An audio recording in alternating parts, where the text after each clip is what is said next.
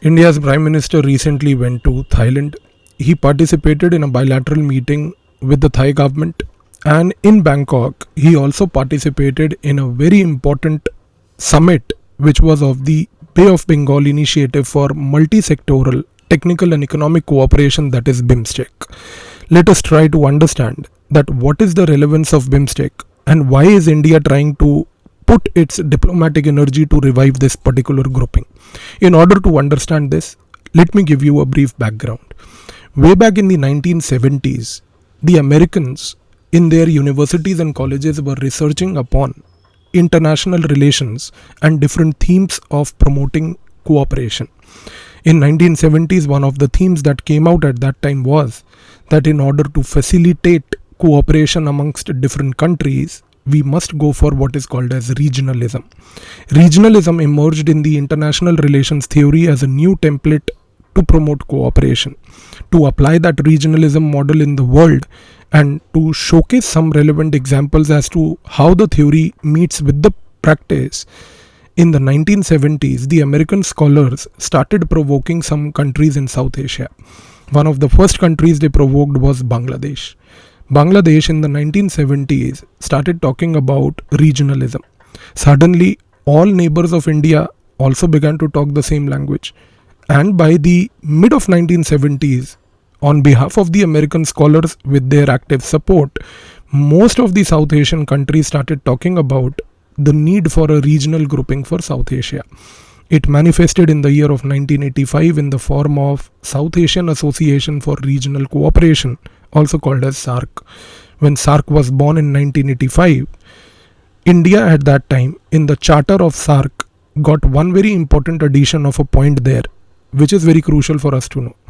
India at that time emphasized that in the SAARC charter, it has to be mentioned that all those people, that is all those countries who are basically SAARC members, must leave aside their bilateral issues while sitting in the SAARC summit so that SAARC becomes a platform for regional cooperation and does not witness bilateral hurdles which otherwise we see in the bilateral relationships.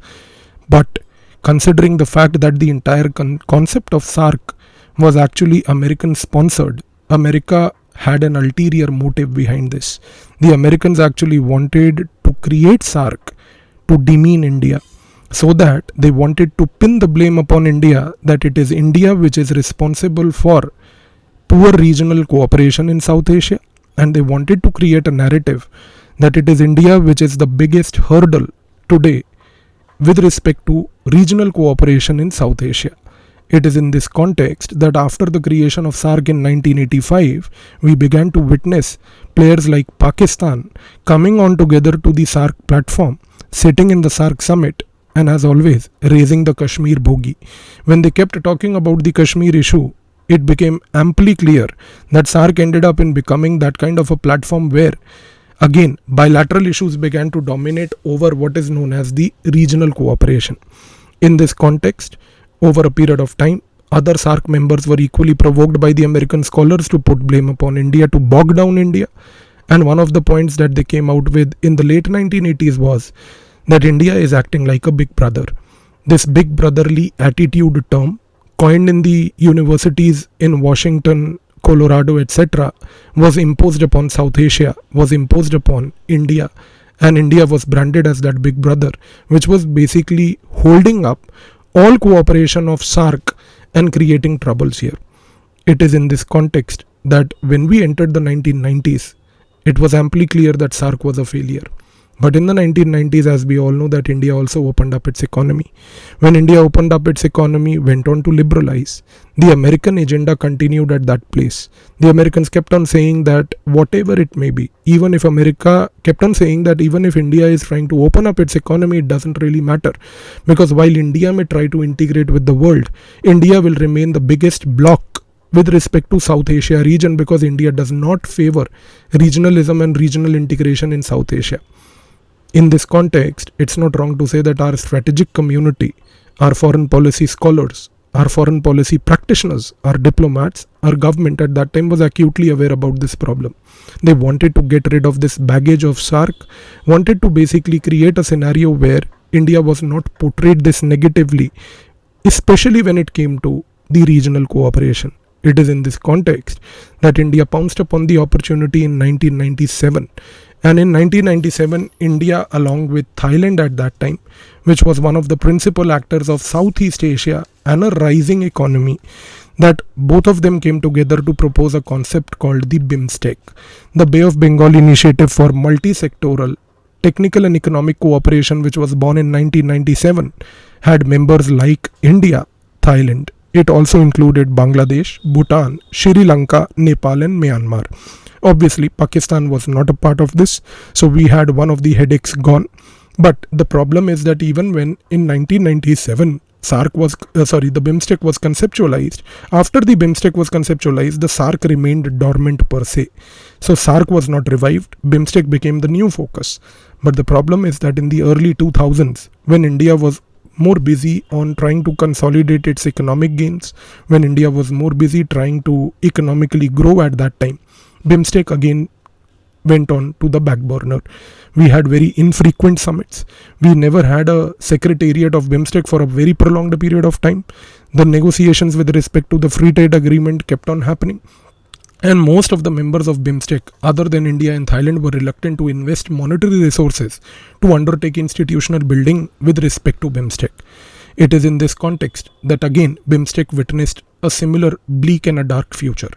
But that was not for a very long period of time, because it is in 2014 that the things began to change.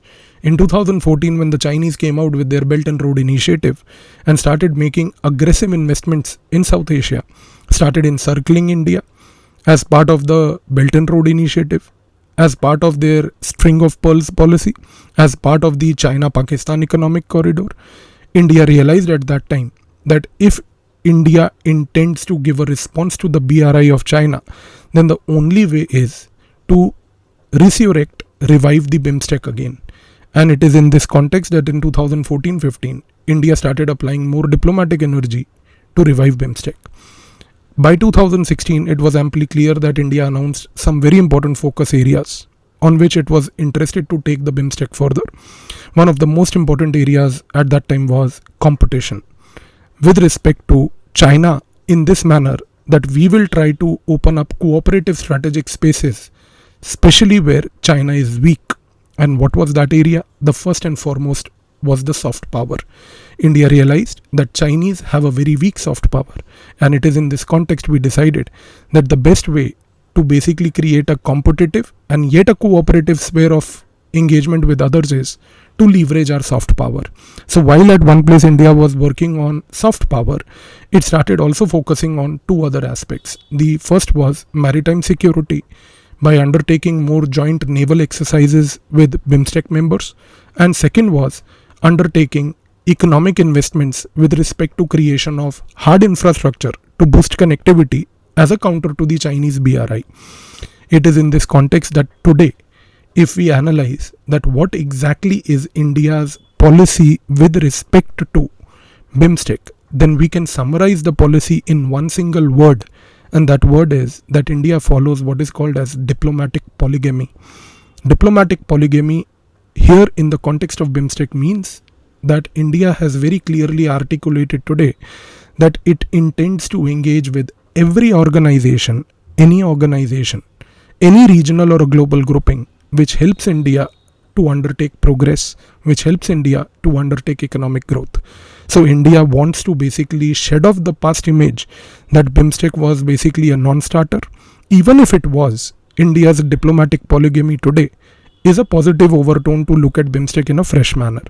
In this larger backdrop of the things that I just explained to you, now let us see that why did the Prime Minister go to Thailand? So when he went to Thailand to participate in this BIMSTEC summit, one thing became very clear, that in this BIMSTEC summit, there were three important background talks that happened behind the doors.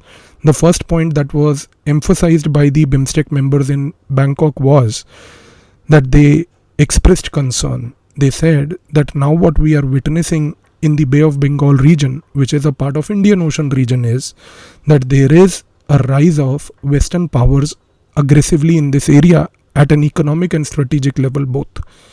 The pointer was very clear. The revival of the quadrilateral security dialogue, India's participation in the larger realm of Indo-Pacific, and Indo-Pacific along with the Quad and the AUKUS, which is on the other side of the Pacific Ocean, is something that is instilling fear in the minds of the BIMSTEC players. But the question arises, why are they fearful? They are fearful primarily because most of these BIMSTEC countries are such who have had a past history of colonialism. And because they have had a past history of colonialism, one thing is very important, that any presence of Western players in this region, and specifically at an economic and strategic level, will remind these people of fresh traces of neo-colonialism emerging.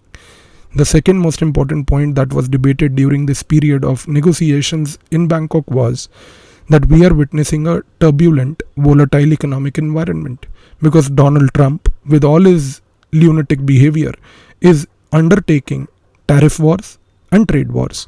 Such tariff and trade wars are detrimental to the global supply chains, global value chains. And the third point that was debated was that what exactly is the World Trade Organization doing? Are they trying to do anything about the tariff wars or the trade wars? Answer is no.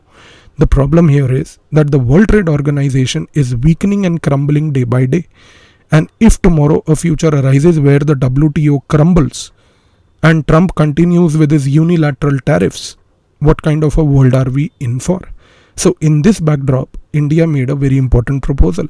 The first point that India proposed was that let's try to find a solution rather than glorifying the problem.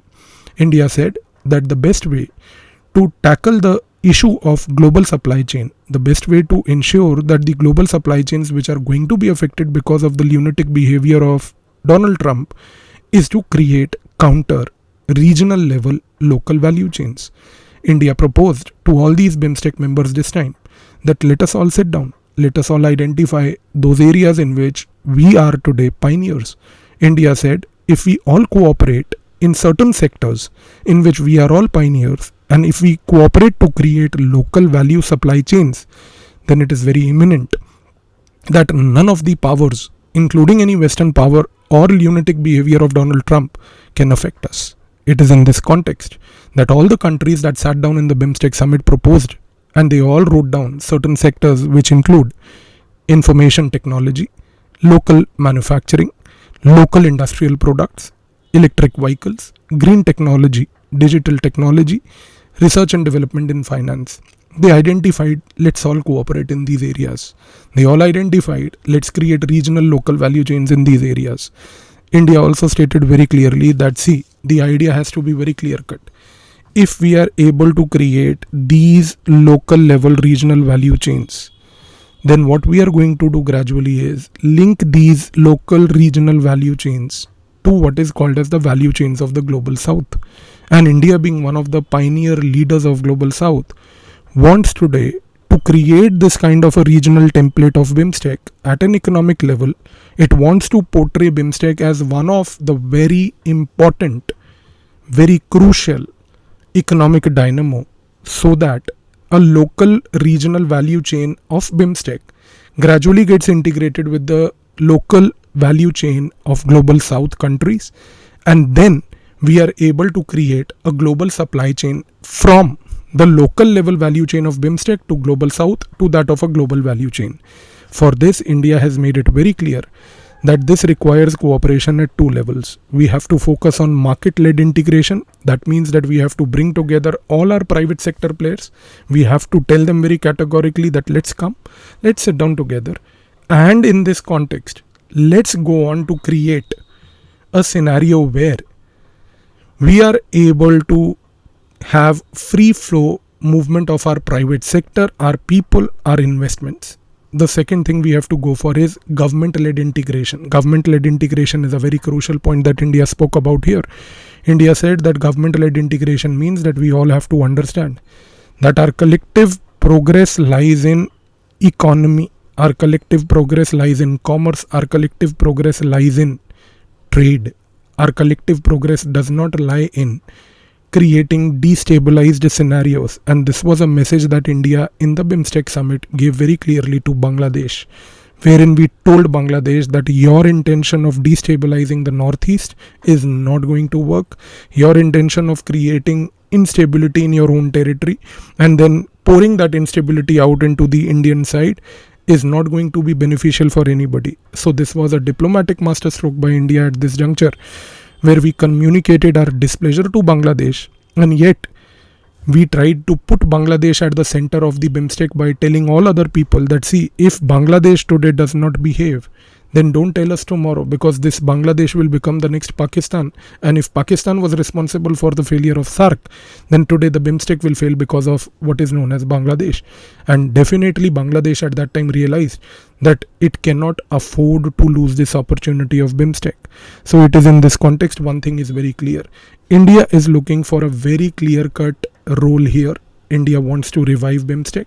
India wants to play an important role as a leader of the global south in reviving BIMSTEC.